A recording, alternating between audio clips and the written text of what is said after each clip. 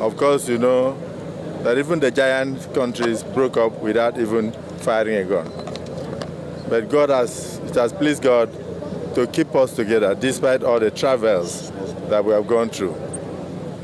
As I pointed out in the church, it's not easy for a country to pass through a very bloody civil war and still survive. Not through our power, but through the power of the Almighty God.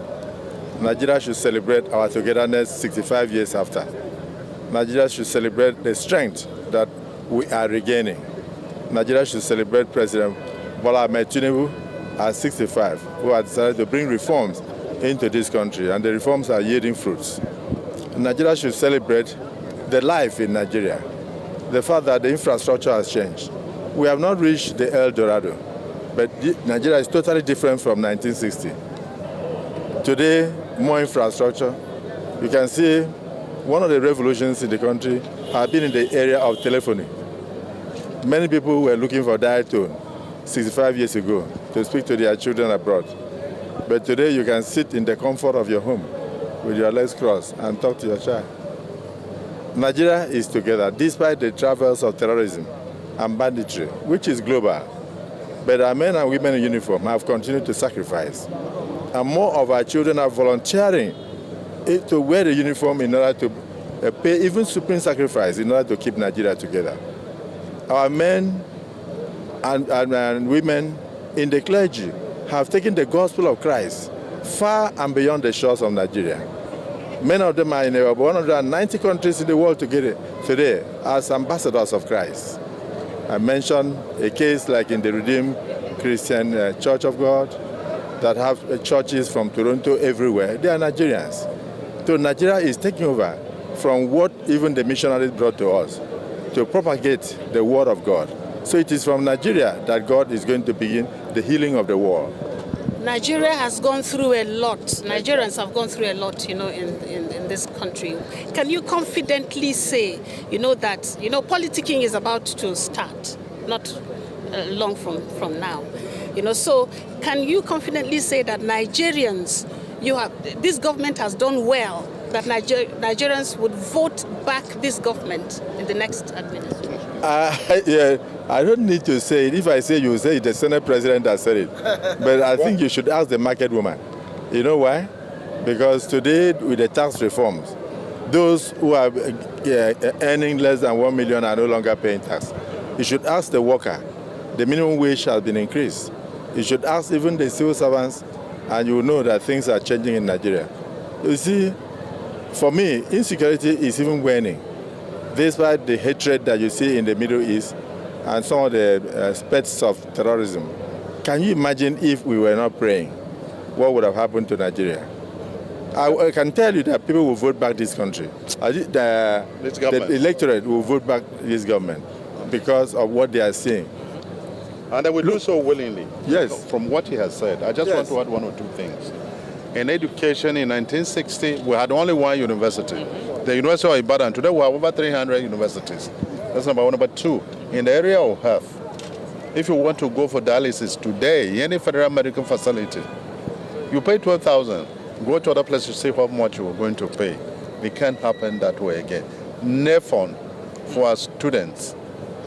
It doesn't mean you have to be born to wealth and privilege before you have access to quality education at the tertiary level. You have access to NEFON. 6 African countries have already visited Nigeria to understudy the system.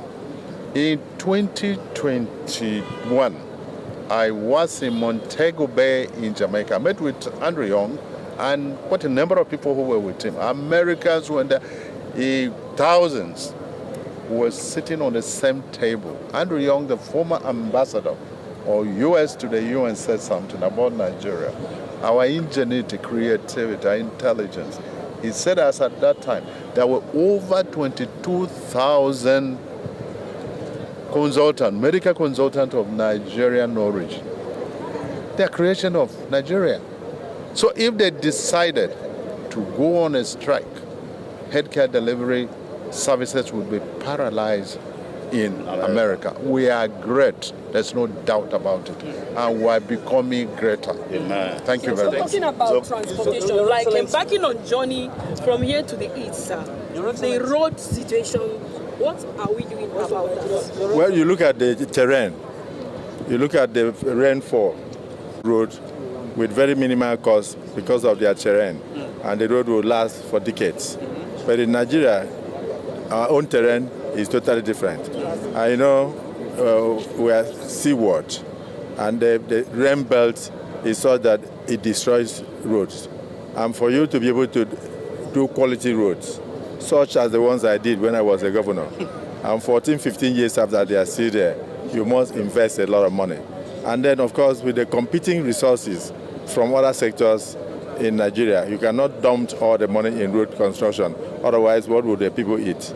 So I can tell you that as we fight insecurity and bring back the farm products, Nigeria will be greater. No country can boast of greatness unless you can feed yourself. And you must become proud of your country. If you are not aware, you should know that many countries like India, others are broken up, Bangladesh and all that. Yeah. But you are still one. No matter what, Nigeria is bound together. Despite the diversity in land, in atmospheric pressure, in terms of ethnicity, in terms of languages and all that, I don't know how God did it. But that's why I said God must be a Nigerian. To keep us together for 65 years, don't expect anything less. Nigeria will be greater. I mean, in terms of transportation, I remember very well. That was on Friday. I traveled from here to Otukwa in Benue State to represent Mr. President at the burial of Chibawodo Ogwe, former minister, former PDP chairman. The road is good. Don't forget, Lagos to Calabar super highway is in progress. The work is in progress, and that particular highway is going to have branches into the hinterland. Sokoto Badagry is on stream. So there's so many roadworks that are going on. Not that we're just sitting by. What we are doing is a clear demonstration of the fact that as Shiwaju, the president, it is like a centurion of the Roman army whose services are rendered in deeds, not in words. It's not a talkative, it's a doer. In terms of Thank you.